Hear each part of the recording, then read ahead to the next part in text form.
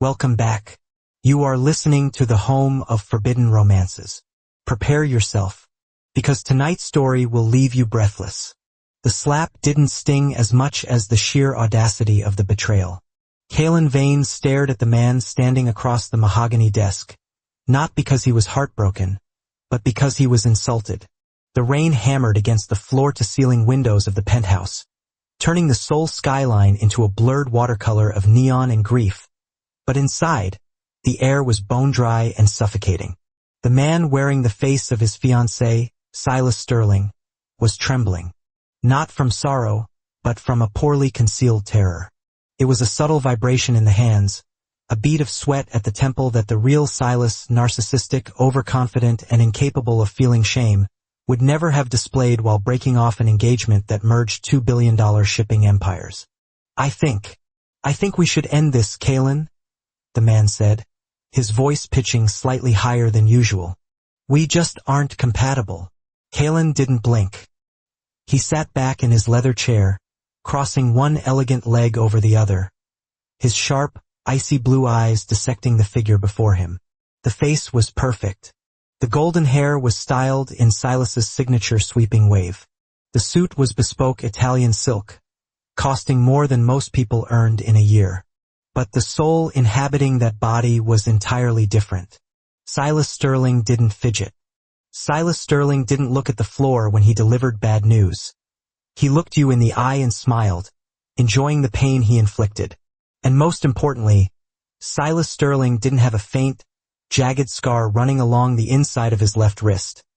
A detail revealed only because this imposter had tugged nervously at his cuff. Kalen knew in 3 seconds. This wasn't Silas. This was the rumored spare. The twin the Sterling family kept hidden away in their European boarding schools, the shadow-born minutes after the sun. Ezra. Silas had sent his twin brother to dump his fiancée, so he wouldn't have to face the fallout of the Vane family's wrath.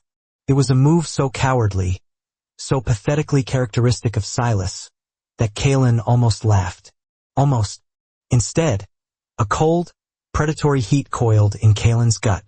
If Silas wanted to play a game of substitution, Kalen would rewrite the rules. He wouldn't let this trembling shadow leave. He would trap him. Compatible, Kalen repeated, his voice smooth as velvet dragged over a blade. He stood up, slowly, moving with the lethal grace of a viper uncoiling. He walked around the desk, closing the distance between them. The imposter, Ezra, took a step back, his back hitting the cold glass of the window. I just think it's best for both of our families if, Silas, Kalen interrupted, stepping into the man's personal space. He reached out, his fingers brushing the lapel of the suit. He felt Ezra's breath hitch. You've never cared about what's best for the families. You only care about your race cars and your mistresses. Why the sudden change of heart? Ezra swallowed hard. Up close, Kalen could see the differences more clearly. Ezra's eyes were the same shade of amber as his brother's, but where Silas's were vacant and cruel, Ezra's were dark, intelligent, and swimming with panic. There was a ruggedness to him, a suppressed strength that the soft, pampered Silas lacked. People change, Ezra whispered, his voice dropping an octave, trying to mimic his brother's bravado but failing. Do they? Kalen leaned in, his lips brushing against Ezra's ear. He smelled of rain and sandalwood, not the cloying, expensive cologne Silas bathed in. I don't accept your resignation, darling. The wedding is in 2 months. And until then, you belong to me. Kalen pulled back to see the shock register on Ezra's face. It was the most honest expression anyone with the surname Sterling had ever directed at him. You won't let me leave? Ezra asked, breaking character. No, Kalen smiled, a terrifyingly beautiful expression that didn't reach his eyes. You came here to break my heart, Silas. The least you can do is stay for dinner. The charade continued for 3 weeks. It was an exquisite form of torture for Ezra Sterling. He had spent his entire life cleaning up Silas's messes. When Silas crashed a car, Ezra took the blame. When Silas failed his exams, Ezra took the tests under his name. He was the shadow, the fixer, the unwanted copy. When Silas had called him, drunk and high in Ibiza, begging him to go to Seoul and break up with the ice prince Kalen Vane because he'd found a new love of his life, Ezra had refused. But the sterling patriarch had intervened. Go, his father had ordered. Fix it. Make sure the Vane boy ends it so we keep the dowry clauses. So here he was, trapped in a penthouse that cost more than his life's worth, pretending to be a man he despised, engaged to a man who terrified him. Except Kalen Vane wasn't just terrifying. He was captivating. Ezra sat across from Kalen at the long marble dining table. The only sound was the clinking of silver against china. Kalen was reading a report on his tablet, his glasses perched on the bridge of his nose. He looked domestic, almost soft, if one ignored the shark-like efficiency with which he ran his conglomerate. Your steak is getting cold, Silas, Kalen said without looking up. Ezra jumped slightly. I'm not hungry. Eat, Kalen commanded. It wasn't a suggestion. You've lost weight. The suit hangs off you. It's unsightly. Ezra gritted his teeth. He picked up his knife and fork, cutting into the meat with more aggression than necessary. He hated this. He hated the way Kalen looked at him, like a puzzle he had already solved but enjoyed toying with. We have the gala at the Opera House tonight, Kalen said, finally setting the tablet down. He removed his glasses, his gaze piercing Ezra. Wear the black velvet. The one I bought you yesterday. I hate velvet, Ezra-lite. Silas hated velvet. Ezra actually liked the texture, but he had to maintain the ruse of being difficult. And yet, you'll wear it because I asked you to, Kalen said, standing up. He walked over to Ezra's chair. The power dynamic in the room shifted instantly. Kalen Vane was an omega, technically in a world governed by archaic dynamics, but he possessed the presence of a prime alpha. Ezra, a dominant alpha by nature, found himself shrinking under the omega's gaze. It was confusing. It was intoxicating. Kalen placed a hand on Ezra's shoulder. His fingers were cool, slender, and strong. He squeezed, digging his thumb into the tense muscle of Ezra's neck. You've been so obedient lately, Silas, Kalen murmured. No partying. No scandals. You're home every night by 10. If I didn't know better, I'd say you were trying to be the perfect husband. Ezra froze. Every instinct screamed at him to push Kalen away, to be the jerk Silas was. He should make a crude comment, spill the wine, do something to make Kalen disgusted. But when he looked up, trapped in the gravity of Kalen's blue eyes, his throat went dry. I'm just tired, Ezra rasped. Kalen's eyes softened, just a fraction. His hand moved from Ezra's shoulder to cup his jaw. The touch was electric. Ezra's heart hammered against his ribs like a trapped bird.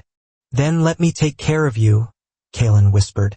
For a moment the world stopped. Ezra leaned into the touch, starving for a warmth he had never been allowed to have. He was the spare. He wasn't meant to be touched like this, like he was precious.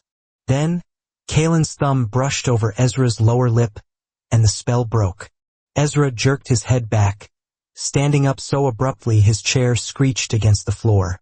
I have to get ready, he muttered, fleeing the room.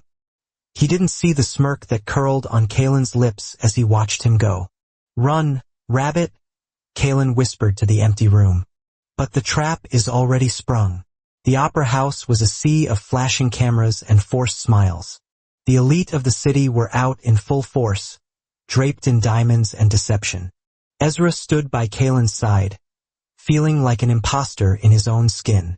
The black velvet suit fit him like a second skin, accentuating the broad shoulders and narrow waist that came from years of martial arts training. Another difference between him and the soft-bodied Silas. Kalen was a vision in white silk, a sharp contrast to Ezra's darkness. He held Ezra's arm, his grip firm, possessive. Smile, darling, Kalen murmured through his teeth as a photographer blinded them. You look like you're at a funeral. Maybe I am, Ezra grumbled. Don't be dramatic. It's just an opera. Try not to fall asleep like you did last year. Ezra stiffened. He actually loved opera. He knew La Traviata by heart. But Silas was a Philistine. "I make no promises," Ezra said dryly. As they moved through the crowd, Ezra felt the eyes of the other socialites. They were whispering, "Silas looks different. He looks dangerous. Look at how he stands next to Kalen. Like a bodyguard." A rival business tycoon, Mr. Choi, approached them, a oily smile on his face. "Kalen and Silas, I heard rumors the merger was on the rocks." "Rumors are like weeds, Mr. Choi," Kalen said icily. "Best pulled out by the root." Choi laughed, but his eyes were cold. He looked at Ezra. "And you, Silas, I heard you made a mess of the negotiations with the dock workers' union. My sources say the Sterling ships are stuck in the harbor. This was a test." Silas would have blustered, made a joke, or thrown a tantrum. But Ezra knew the details of that negotiation. He had been the one reading the files in secret, trying to fix his father's mess from the shadows. "Actually," Ezra said, his voice deep and steady, cutting through the noise, "the union dispute was regarding the overtime hazard pay clauses in Section 4. We resolved it this morning by restructuring the shift rotations. The ships leave at dawn." Silence descended on the small circle. "Mr. Choi looked stunned. Kalen slowly turned his head to look at Ezra, his expression unreadable, though a flicker of intense interest burned in his eyes. "Is that so?" Choi stammered. I wasn't aware you were so hands-on, Silas." "There is a lot you don't know about me," Ezra said, meeting the man's gaze with an intensity that made Choi step back. Kalen squeezed Ezra's arm. It wasn't a warning. It was approval. Later, in the private box as the lights dimmed and the overture began, Kalen leaned over. The darkness of the theater offered a veil of intimacy. "That was impressive," Kalen whispered. "I didn't know you read the union contracts." Ezra stared straight ahead at the stage. "I got bored." "You lied to Choi, though," Kalen noted. "Silas never restructured anything in his life." "Who did it?" Ezra gripped the velvet railing. He couldn't say, "I did it 3 days ago via email under a pseudonym." "Does it matter? The ships are moving." Kalen hummed, a low sound that vibrated in Ezra's chest. "You're right. It doesn't matter who did it. What matters is that you're competent." Arousing. Ezra turned to look at him, shocked. Kalen was watching him, his eyes reflecting the stage lights. There was no mockery there, just a raw, naked hunger. "Kalen." "Shoo!" Kalen placed a finger on Ezra's lips. "Watch the show. The tenor is about to die for love. It's your favorite part, isn't it?" Ezra's breath hitched. How did he know? Silas hated the tragic endings. As the aria swelled, filling the hall with melancholic beauty, Ezra felt Kalen's hand slide into his. Their fingers interlaced. It was a small gesture, innocent to an outsider, but to Ezra it felt like a seal. A binding contract. He squeezed back.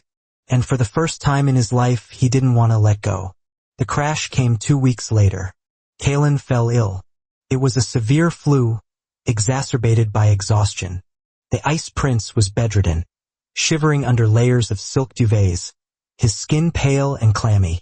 In the world of the elite, weakness was blood in the water. If the board found out Kalen was incapacitated, stocks would dip. Ezra took charge. He intercepted calls. He rescheduled meetings. He managed the household staff with a quiet, terrifying efficiency that left the maids whispering in awe. Silas would have fled to a hotel to avoid catching the bug. Ezra sat by the bed, changing cool compresses and forcing fluids into a delirious Kalen. It was the 3rd night of the fever. Thunder rattled the penthouse. Kalen woke up with a gasp, disoriented. "Silas?" he croaked. Ezra was sitting in the armchair next to the bed, reading a book by the light of a small lamp. He immediately set it aside and moved to the bedside. "I'm here," Ezra said softly. He poured a glass of water and helped Kalen sit up. Kalen drank greedily, his hands shaking. Ezra steadied the glass, his touch gentle. "You stayed. Kaylin whispered, looking at him with fever-bright eyes. Where else would I go? Silas hates sickness, Kaylin mumbled, his defenses lowered by the illness. He says it smells like failure. Ezra's jaw tightened. Silas is an idiot. Kaylin let out a weak, breathy laugh. He reached out, his fingers tracing the line of Ezra's jaw, then moving down to the scar on his wrist. I know, Kaylin said. The words were heavy, lucid. I know you're not him. The silence that followed was louder than the thunder outside. Ezra froze, the glass in his hand tilting dangerously. Kaylin, shoo. Kaylin pulled Ezra's hand to his cheek, nuzzling into the rough palm. Don't insult me by denying it. I knew the moment you walked into my office. Silas doesn't have calluses on his fingers from playing the cello. Silas doesn't know that I take my coffee with a dash of cinnamon. Silas doesn't look at me like I'm the sun. Ezra felt like the floor had opened up beneath him. You knew? This whole time? Yes. Why? Ezra's voice cracked. Why did you play along? Kaylin opened his eyes, the blue gaze piercing through the fever haze. Because I wanted to see who you were. The shadow thorn. The brother they hide away because he's too competent, too intense, too real. Kaylin pulled Ezra closer, forcing him to lean down until their faces were inches apart.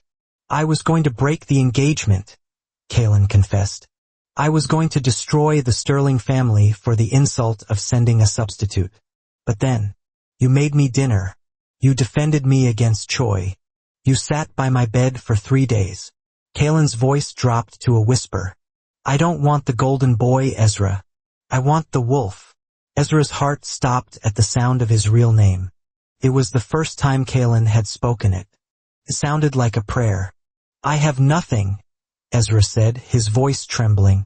I have no title, no inheritance. I am just the spare.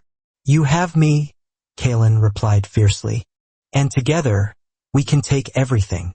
He pulled Ezra down, sealing the promise with a kiss. It wasn't tentative. It was a collision, a claiming. Ezra kissed him back with a lifetime of suppressed passion, pouring every ounce of his devotion into the man who had seen him when the whole world looked through him. The bubble burst the next morning. Ezra was in the kitchen, making porridge for Kaylin, when the front door slammed open. Honey, I'm home. The voice was loud, brash, and sickeningly familiar. Ezra froze, the wooden spoon in his hand snapping in half.